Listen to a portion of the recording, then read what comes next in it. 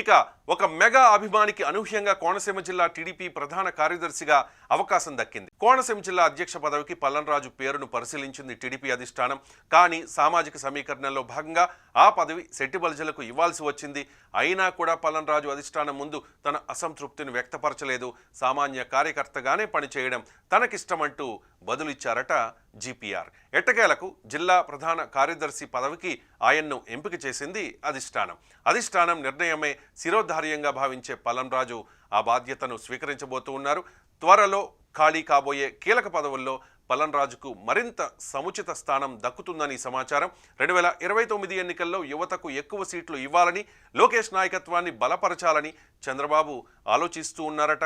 అప్పటికి నియోజకవర్గాల డీలిమిటేషన్ కూడా పూర్తయ్యే అవకాశము ఉంది. ఈ క్రమంలో కోనసీమలో ఏదైనా స్థానం నుంచి పల్లంరాజును అసెంబ్లీకి పంపాలనే ముందస్తు ఆలోచనలో టీడీపీ అధిష్టానం ఉందనే గుసగుసలు కూడా కోనసీమలో వినిపిస్తూ ఉన్నాయి. మొత్తానికి పల్లంరాజుకు కోనసీమ జిల్లా ప్రధాన కార్యదర్శి పదవి రావడంతో టీడీపీ కార్యకర్తలే కాదు, జన సైనికులు, మెగా అభిమానులు, కులమతాలకు అతీతంగా కోనసీమ ప్రజలు హర్షం వ్యక్తం చేస్తూ ఉన్నారు. కోనసీమ టీడీపీకి బాహుబలి జీపీఆర్ అంటూ ఆయన అభిమానులు సంబరాలు చేసుకుంటూ ఉన్నారు. చూడాలి మరి వచ్చే రోజుల్లో గంధం పల్లంరాజుకి టీడీపీ ఎలాంటి ప్రమోషన్ ఇవ్వబోతోందో అన్నది.